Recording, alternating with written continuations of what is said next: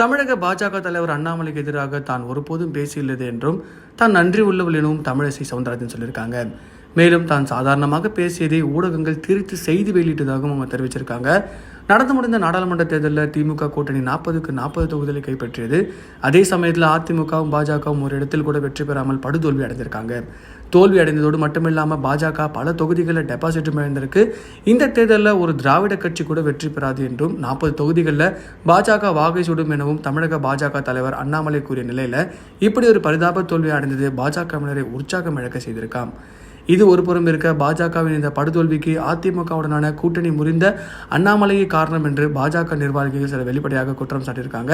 அந்த வகையில் ஒரு தனியார் தொலைக்காட்சிக்கு தமிழிசை சவுந்தரராஜன் அளித்த பேட்டியிலும் அதிமுகவுடன் கூட்டணி இருந்திருந்தால் தமிழகத்தில் பல இடங்களில் பாஜக வெற்றிருக்கும் என்பதை மறுக்க முடியாது என்றும் சொல்லியிருக்காங்க. மேலும் அடுத்து வரும் சட்டமன்ற தேர்தலில் கூட்டணி குறித்த தேசிய பாஜக தலைமை முடிவு செய்யும் என்றும் அண்ணாமலையால் கூட்டணி குறித்து முடிவு செய்ய முடியாது என்றும் தமிழிசை சவுந்தரராஜன் தெரிவித்ததாக கூறப்படுது. தமிழிசை சவுந்தரராஜன் இந்த பேச்சால் கோபமடைந்த அண்ணாமலையின் ஆதரவாளர்கள் சமூக வலைத்தளங்களை அவரை விமர்சிக்க தொடங்கிட்டாங்க. இதனால் உட்கட்சி பூசல் மூண்டது. இந்த சூழலில் ஆந்திராவில் சந்திரபாபு நாயுடு பதவியேற்பு விழாவுக்கு சென்ற தமிழிசையை மத்திய உள்துறை அமைச்சர் அமித்ஷா கோபமாக பேசிய வீடியோ சமூக வலைத்தளங்களை பரவி பரபரப்பை ஏற்படுத்தியது. இதையடுத்து தமிழிசை சவுந்தரராஜனை அண்ணாமலை நேரில் சென்று சந்தித்து இந்த சர்ச்சைக்கு முற்றுப்புள்ளி வச்சிருக்காரு. இந்நிலையில் சென்னையில் இன்று செய்தியாளர்களை சந்தித்து தமிழிசை சவுந்தரராஜனிடம் இது பற்றி கேள்வி எழுப்பப்பட்டது. அதற்கு பதிலளித்த அவர், என்னங்க சொல்றீங்க, நான் தலைவருக்கு எதிராக பேசினேனா? எப்போது அப்படி பேசினேன்? இங்கே பாருங்கள், தயவுசெய்து செய்தி திருத்து போடாதீங்க. நான் நேர்மறையாக பேசிய சில கருத்துக்களை ஊடகங்கள் வேண்டுமென்றே திருத்து போட்டிருக்காங்க. ஏதோ தலைவருக்கு எதிராக நான் பேசியதை போல செய்தி வெளியிட்டிருக்காங்க. தயவுசெய்து அப்படி எல்லாம் செய்யாதீங்க. நான் எல்லாரையும் மதிக்கக்கூடியவள்.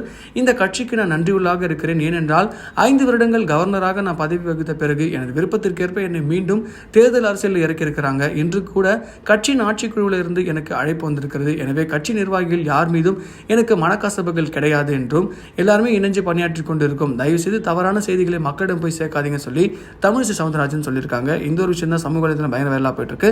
இதை பற்றி உங்க கருத்தை கமெண்ட் பாக்ஸ்ல பதிவு பண்ணுங்க. மறக்காம நம்ம சேனலை லைக் பண்ணி ஷேர் பண்ணி கமெண்ட் பண்ணுங்க, சப்ஸ்கிரைப் பண்ணுங்க.